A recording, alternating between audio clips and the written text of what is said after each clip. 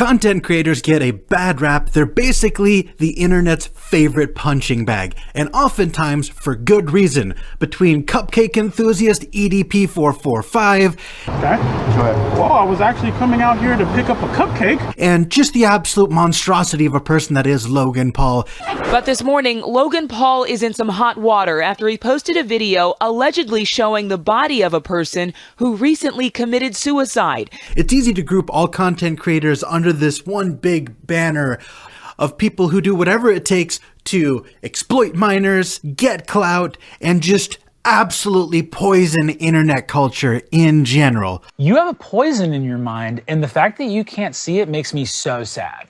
So with that fervor of many, many, many valid cases to cancel someone, it's very often that people rush way too quickly to cancel legitimate content creators that did nothing wrong based on little more than rumors and misunderstandings of basic facts and just wildly jumping to conclusions. You see, it would be this mat that you would put on the floor and would have different conclusions written on it that you could jump to. So I've put together a series, hopefully the first episode in a long series, assuming it does well, and that's Uncancelled.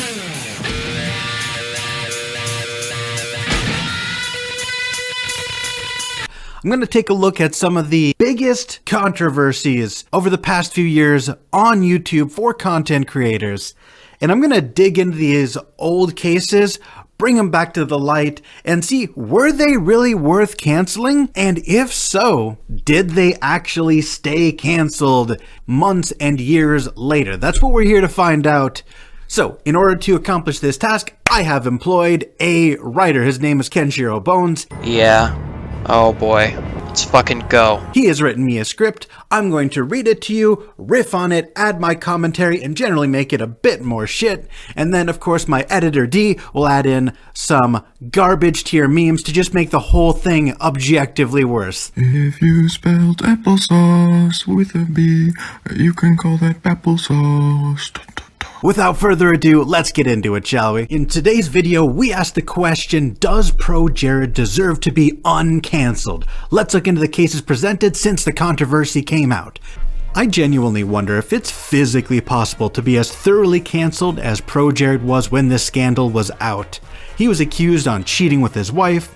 He was accused of sending nudes to minors on the internet and having a generally predatory relationship with his fans. The internet hated this man, and he got wiped from the internet for about 3 months, where this man would not dare to show his face. Gamer from Mars put out a commentary video less than 24 hours after the bombshell post from Projared regarding his divorce. He seemed to be convinced at the outset that Projared had destroyed his career. He seemed to be convinced at the outset that Projared had destroyed his career, despite stating himself that there was no proof that the story was real. Just to be clear, it hasn't 100% been proven that this affair happened, but it's not looking good. The Gamer from Mars's video serves as a encapsulation of the immediate reaction to all of the allegations, as Projared's ex-wife was slandering him, as the community was screaming at him, as 2 people were maliciously trying to destroy him. Everyone, such as the Gamer from Mars, had this reaction. So I don't bring up his point to trash him as a person or as a content creator. I bring up his video to show you how the community reacted to these events as they came out. Angry, reactionary, and with no desire to get to the bottom of this before making a video about it. What happened next? Projared was silent for 3 months before releasing a video with the provocative title, "You've Been Lied To." In the first minute of the video, he clearly states that the accusations made against him are false and he can prove it. For those of you who are unaware, a few months ago, some individuals circulated serious accusations against me. And I want to make it perfectly clear right now, they are false. And I have proof. I have the receipts.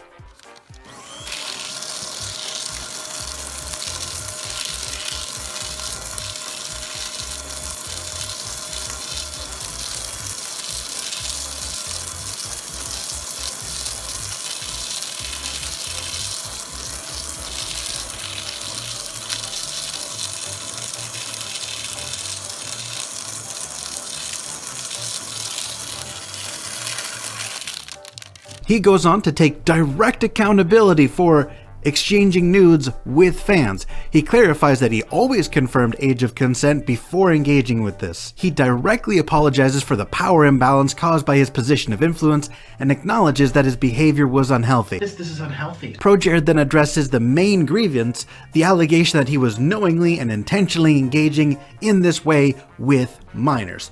Two people made this claim.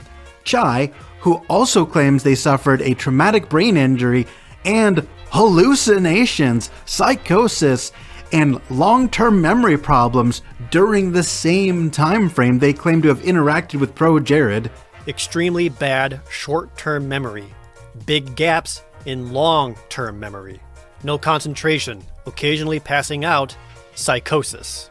In his own article, Chai states that he suffered a traumatic brain injury and has no memory for 6 months from November 2015 up until May 2016. He continued to have hallucinations and psychosis up until August 2016. And then, of course, Charlie, who claims Projared never asked their age. Projared refutes this claim directly. He does remember talking to Charlie. He did ask if Charlie was 18 plus at the very beginning of their conversation, and they lied and said, of course.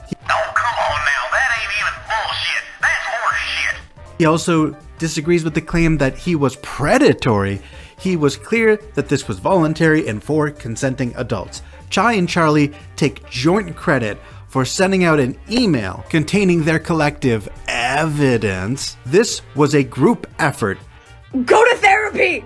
At worst, he is openly guilty and apologetic for exchanging nudes with fans who are consenting adults, not knowingly, intentionally engaging in this way with minors. Pamela Horton, who also made a couple of allegations about Projared. Her statement alleges that at a Nintendo event in early 2015 that both she and I were attending, I looked up her nudes and forcefully showed them to a group of gentlemen also attending the event. Which he directly challenges with his detailed recollection of the event she's hinting at, and the recollections of two friends who were also at the event. Which leads me to believe that Pamela heard about this from Sohinki. So of the 4 gentlemen present, 3 of the 4 say it didn't happen.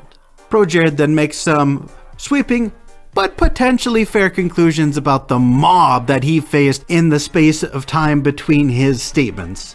What was amazing was seeing the sheer amount of coverage on drama YouTube channels.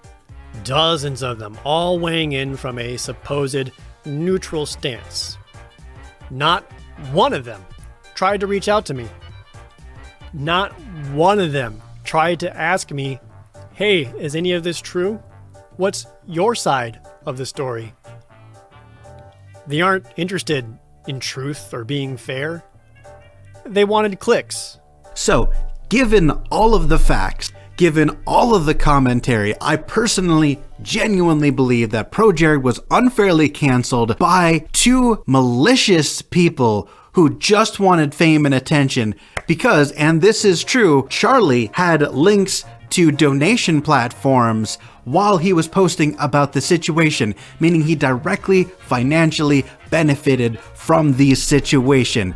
While all the drama was going on, Chai tweeted out links to his Amazon wishlist, his PayPal, and to his coffee, and kept it pinned there for weeks. Even tweeted about it again at the end of May. Charlie's pinned tweet, and it's still there, is a link to their commissions page for art, and on this page is a link for donations, which goes straight to their PayPal. They had a monetary incentive, they had a malicious incentive, they had an attention-seeking incentive to cancel Projared.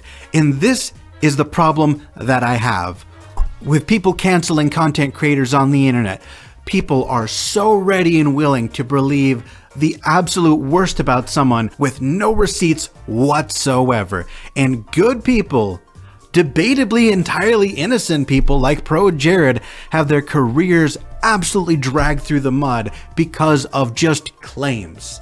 No evidence, claims. If you take a look at this, ever since Projared made his video, his absolutely tanking subscribers has made a strong comeback. He hasn't exactly made it to 1 million again, but 800,000? Man, that ain't bad. That ain't bad at all. Not bad, not bad.